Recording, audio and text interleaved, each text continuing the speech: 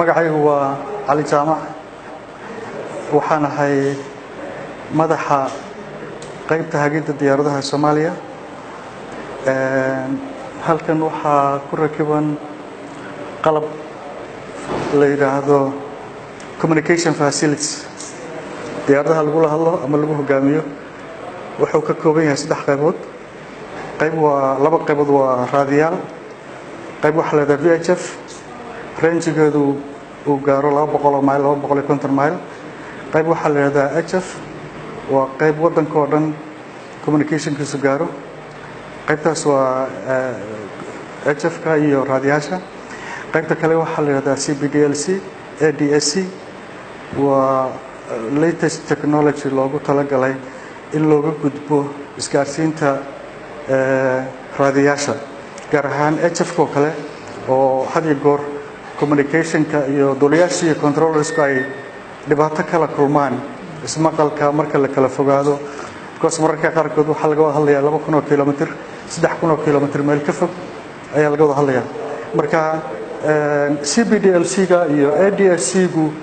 waxa weeye latest technology oo loogu talagalay in communication facility-ga lagu sahlo wada hadalka diyaaradaha duuliyaasha iyo controllers-ka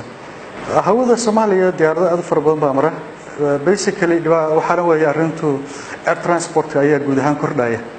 Soomaaliyana waxay ku jirtaa wadamada air transport aad u sii kordhaya sababtoo ah isku socod xagga dhulka oo yar ayaa keentay inay kororto xadiga air transport ay koraan guud ahaan diyaaradaha waxay u qaybsamaan qayb dul marta wadanka oo transit oo adduunyada u kala gooshta qayb soo degaysa kana kacaysa marka dulmarka hadii aan qiyaaso 150 ilaa 200 in ku dhow diyaaradood ayaa wadanka dulmara oo inta badan u badan traffic ka yimaada bariga dhexe oo u socda koonfurta Afrika ama Afrika inteeda badanba iyo traffic ka yimaada Europe oo u socda